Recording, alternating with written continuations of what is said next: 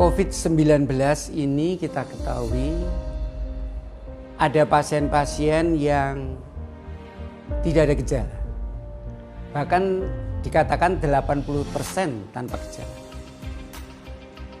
15-20% bergejala sedang, ringan sedang, dan yang 5% bergejala berat.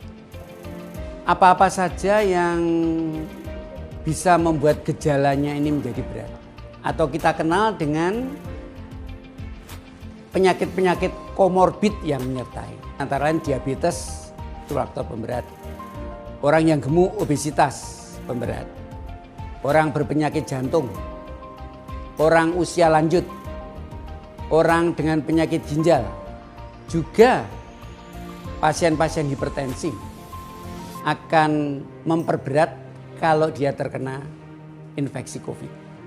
Tidak boleh dilupakan juga adalah ibu-ibu yang hamil.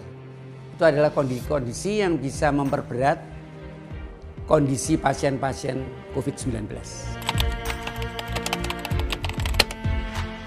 Sekarang sudah lebih clear, sebelum ini kita ada semacam kegalauan ketika akan menggunakan obat-obat hipertensi.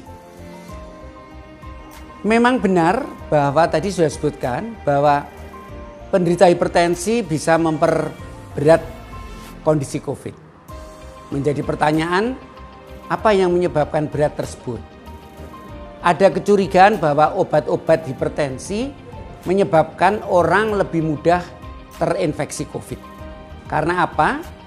Karena COVID-19 atau virus corona ini untuk masuk ke tubuh itu harus melalui reseptor dan ada ACE2 yang memperantarai masuknya dia ke dalam tubuh.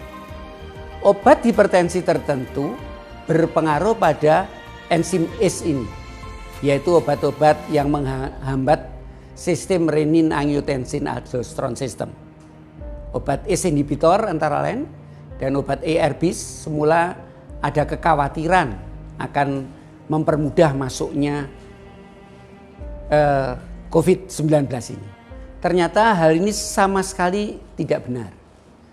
Jadi memang dalam penelitian tadi disebutkan bahwa hipertensi memperburuk keadaan, akan tetapi ternyata obat hipertensi yang dipakai apapun itu sama risikonya tadi itu. Jadi yang memperburuk bukan obatnya, yang memperburuk adalah hipertensinya.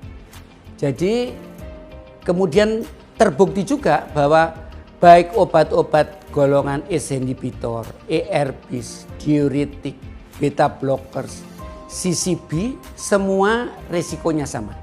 Jadi yang mempengaruhi pemburukan bukan obatnya, tapi hipertensinya sendiri. Jadi tidak usah khawatir lagi, penggunaan obat-obat hipertensi harus tetap dilakukan. Justru take home message-nya, orang hipertensi harus selalu menggunakan hipertensinya supaya hipertensinya tetap terkendali. Obat-obat hipertensi tidak boleh ditinggalkan. Saya ulang lagi, obat hipertensi tidak boleh ditinggalkan. Ya, ini menarik sekali, biasanya kita untuk menjaga kebugaran, untuk meningkatkan imunitas, kita melakukan di samping tadi ada nasihat nutrisi dan sebagainya. Ini bagaimana untuk berolahraga pada orang hipertensi. Saya kira sama saja dengan yang lain. Orang hipertensi pun tetap harus melakukan olahraga. Sebetulnya tidak ada perbedaan dengan suasana non pandemi. Sudah barang tentu harus mengikuti protokol-protokol berolahraga pada era pandemi ini. Mulai penggunaan masker. Memang ada kekhawatiran orang hipertensi, orang bersakit jantung itu karena butuh oksigen yang baik. Ada kekhawatiran apakah penggunaan masker ini akan mengganggu oksigenasinya. Sudah barang tentu dengan masker-masker standar yang ada, olahraganya olahraga yang dianjurkan, tetap masker harus dipakai. Olahraganya bagaimana? Pertanyaan yang sama tadi, walaupun ini sudah sering dijelaskan, saya kira saya ulang lagi saja. Ada beberapa yang harus diikuti olahraga pada orang hipertensi ini. Nomor satu, frekuensinya. Frekuensi F ya, di dalam guideline itu singkatannya FITT, fit. Frekuensinya berapa kali seminggu? At least 5 kali. 5 sampai 7 kali seminggu berolahraga. Intensitasnya yang bagaimana? Intensitasnya yang sedang saja, tidak perlu terlalu berat. Intensitas sedang istilahnya. Kemudian yang lain lagi, waktunya berapa? Time-nya 30 sampai 60 menit. Misalkan jalan kaki, jalan cepat ya 30 menit.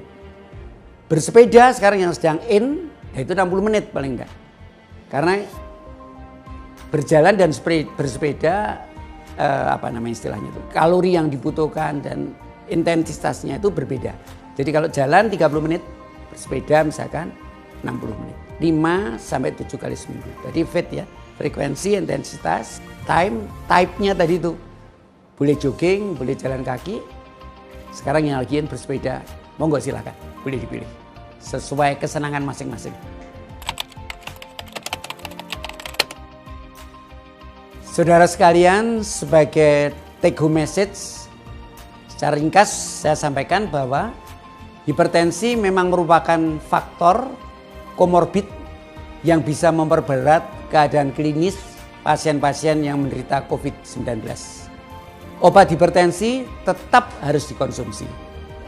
Tidak terbukti bahwa obat hipertensi tertentu mempermudah terjadinya infeksi COVID-19. Dan tetap berolahraga untuk menjaga kebugaran. Saya Dr. Pranowo, spesialis penyakit dalam konsultan ginjal hipertensi dari ID Surabaya. Salam sehat.